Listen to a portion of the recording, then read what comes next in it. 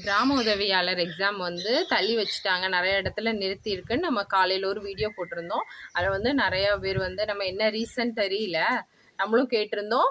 அப்புறம் என்ன ரீசன் தெரியலன்னு சொல்லியிருந்தோம். அதில் நிறைய பேர் வந்து கமெண்ட் பண்ணியிருந்தாங்க. ப்ளஸ் நமக்கு நியூஸ்லேயுமே வந்து அப்டேட் பண்ணியிருக்காங்க. இதுக்காக வந்து நேர்காணல் அப்புறம் எக்ஸாம் எல்லாத்தையும் நிறுத்தி வச்சுருக்காங்க அப்படிங்கிறதையும், அப்புறமா இன்னைக்கு யார் யாருக்கெல்லாம் எக்ஸாம் நடந்துச்சுங்கிறதையும் தான் இந்த வீடியோவில் பார்க்க போகிறோம். ஸ்கிப் பண்ணாமல் பாருங்கள், அப்போ தான் உங்களுக்கு எல்லா இன்ஃபர்மேஷனும் வந்து தெரியும். இப்போ ஃபஸ்ட்டு எந்தெந்த மாவட்டத்துக்கு வந்து இன்னைக்கு எக்ஸாம் நடந்துன்னு பார்க்க, கோயம்புத்தூர் மாவட்டம் சூலூர் தாலுக்காவில் வந்து இன்னைக்கு எக்ஸாம் நடந்துச்சு.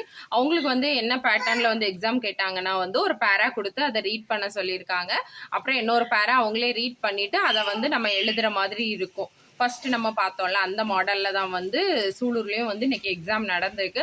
அப்புறம் திருவண்ணாமலைக்கு இன்னைக்கு எக்ஸாம் நடந்திருக்கு. அப்புறமா வந்து சிவகாசி, இந்த 3 மாவட்டத்திலையும் சில தாலுக்காக்களுக்கு வந்து இன்னைக்கு எக்ஸாம் வந்து நடந்திருக்கு. ஆனா எதனால வந்து நமக்கு இந்த எக்ஸாம் இன்டர்வியூ எல்லாத்தையும் தள்ளி வச்சிருக்காங்கன்னா, இன்னைக்கு வந்து நிறைய இடத்துல எக்ஸாம் பிளஸ் இன்டர்வியூஸ் இருந்துச்சு.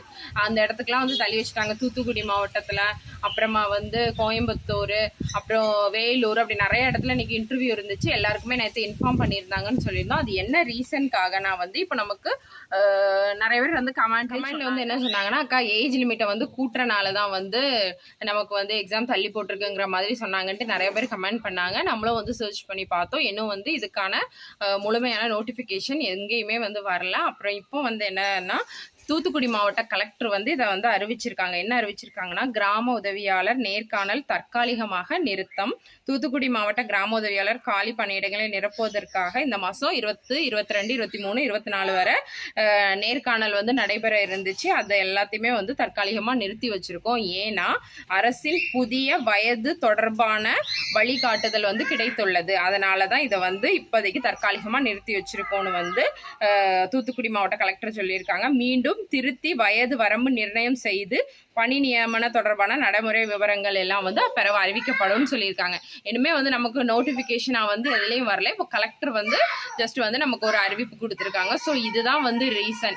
ஏஜ் லிமிட் வந்து இப்போ நம்ம 37, 35 வரை அப்ளை பண்ணலான்னு சொன்னால் இப்போ 37, 39 அப்படி ஒரு வயது வரம்பு வந்து அவங்க ஃபிக்ஸ் பண்ணியிருக்காங்க. அந்த இதுக்காக தான் வந்து இப்போ நமக்கு வந்து எக்ஸாமை நிறுத்தி வச்சிருக்காங்க. இதுலேயே நமக்கு டவுட் வரலாம், வயது வரம்புனா இனி மறுபடி ஃபர்ஸ்ட்ல இருந்து அப்ளை பண்ணி நம்ம வர்ற மாதிரி இருக்குமா, இல்லை எக்ஸாம் முடிச்சவங்களுக்கு வச்சுட்டு இது பண்ணலாமா? நான் அப்படி இருக்க வாய்ப்பு இல்லைன்னு தான் நினைக்கிறேன். ஏன்னா எக்ஸாம் முடிச்சவங்க மறுபடியும் அப்ளை பண்ணவங்களுக்கு தனியாக எக்ஸாம் வச்சுட்டு அப்படியா என்னன்னு தெரியல.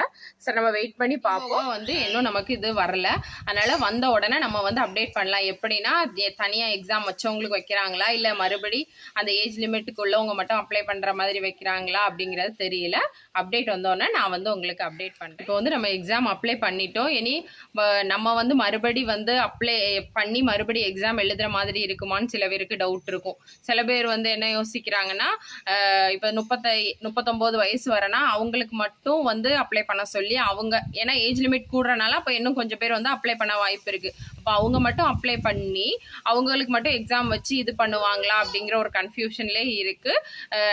ரெண்டுல எந்த மெத்தட் வேணாலும் அவங்க ஃபாலோ பண்ணலாம். எது பண்றாங்கன்னு பார்ப்போம். இந்த அப்டேட்லாம் வந்தோடனே நான் வந்து உங்களுக்கு சொல்றேன். ஸோ நம்ம சேனலை மறக்காம சப்ஸ்கிரைப் பண்ணிக்கோங்க அப்டேட்டடா. அப்பதான் வந்து எல்லா நியூஸும் வந்து உங்களுக்கு தெரியும். இதுல ஏதாச்சும் டவுட் இருந்துச்சுன்னா மறக்காம கமெண்ட் பண்ணுங்க, நான் வந்து ரிப்ளை பண்றேன்.